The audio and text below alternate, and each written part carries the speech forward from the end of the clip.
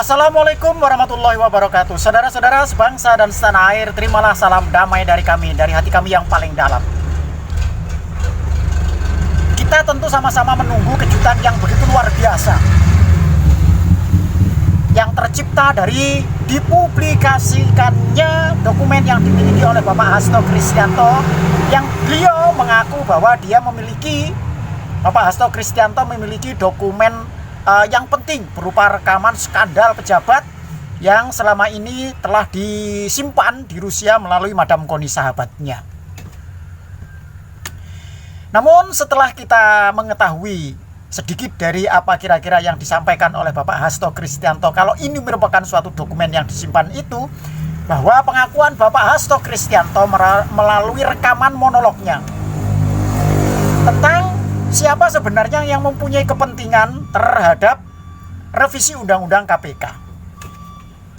Yang kami tangkap dari pembicaraan, dari apa yang dikatakan oleh Bapak Hasto Kristianto, yang di sana juga menyebut tentang dialognya dengan Bapak Novel Baswedan.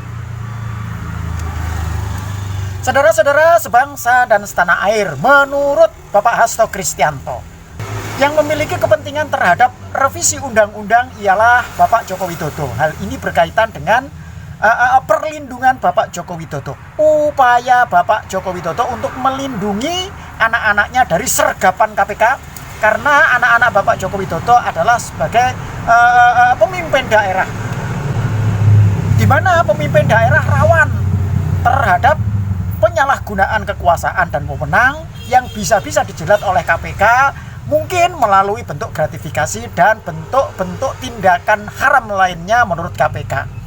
Ini kalau menurut Bapak Hasto Kristianto yang kami terima.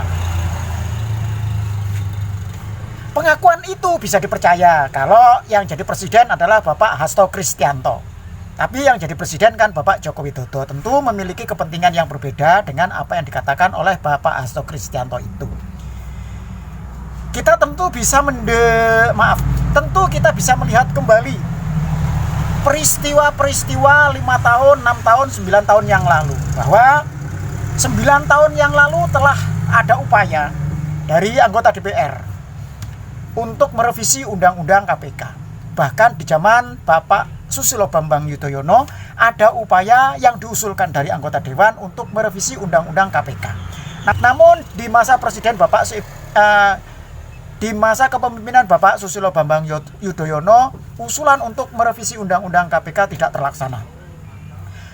Baru setelah Bapak Presiden Joko Widodo menjabat, Undang-Undang KPK itu direvisi. Berkali-kali Bapak Joko Widodo menegaskan bahwa yang mempunyai inisiatif untuk revisi undang-undang ialah anggota DPR. Supaya diketahui bahwa RUU KPK yang sedang dibahas di DPR ini adalah RUU usul inisiatif DPR. Bukan hanya sekali Bapak Jokowi mengatakan itu, tapi berkali-kali, dan disambut oleh media dan diberitakan melalui media-media online yang ada di negara kita.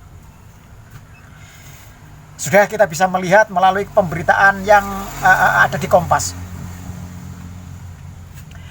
bahwa sekali lagi yang memiliki usulan pertama kali, inisiatif untuk merevisi undang-undang, datangnya adalah dari anggota DPR. Dan kalau seandainya DPR tidak melakukan itu, tentu DPR bereaksi dengan pernyataan Bapak Joko Widodo. Tapi saat itu tidak pernah ada penyanggahan atau sangkalan dari anggota DPR bahwa pernyataan Bapak Joko Widodo itu salah. Pernyataan Bapak Joko Widodo ini masih konsisten, sama halnya dengan beberapa saat yang lalu ketika Bapak Jokowi dan kita mengerti tentang Bapak Hasto Kristianto menuduh bahwa yang mengusulkan pertama kali tentang revisi Undang-Undang KPK adalah Bapak Joko Widodo dengan kepentingan-kepentingan yang telah dijelaskan oleh Bapak Hasto Kristianto. Dan pernyataan Bapak Joko Widodo sama seperti 5 tahun yang lalu, bahwa inisiatif untuk revisi Undang-Undang KPK adalah datangnya dari anggota DPR. Itu inisiatif dari DPR, saya belum tahu. ini telah bekerja dengan baik. Ya, saya belum tahu. Sekarang kita bisa melihat kira-kira omongan siapa yang kita bisa percaya, yang konsisten dengan apa yang ia katakan. Bapak Hasto Kristianto atau si kurus tukang kayu itu. Tapi kalau kita melihat, tentu Bapak Joko Widodo memiliki ucapan yang segaris. Kalau dulu di 5 tahun yang lalu Bapak Jokowi mengatakan ijo, ya sekarang ya ijo.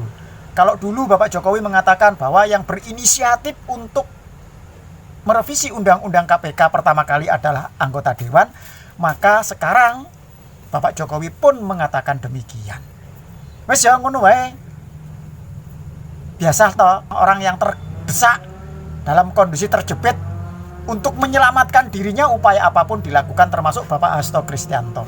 Sekarang dia kehilangan posisinya, bisa dikatakan demikian, sebagai politisi sekretaris jenderal partai sebesar PDI Perjuangan. Karena telah ditetapkan oleh KPK sebagai tersangka, bahkan telah ditahan. Hal semacam itu membuat Bapak Hasto Kristianto berusaha untuk mencari pembelaan terhadap dirinya. Kalaupun dia tidak bisa melepaskan dari jeratan KPK, tapi setidak-tidaknya ada orang pula yang bisa dikorbankan atau menemani kesengsaraan yang sedang dialami oleh Bapak Hasto Kristianto. Dan Hasto Kristianto menginginkan Jokowi lah orangnya, setidak-tidaknya keluarga dari Jokowi. Wes ngono wae, sekali lagi terima kasih. Wassalamualaikum warahmatullahi wabarakatuh.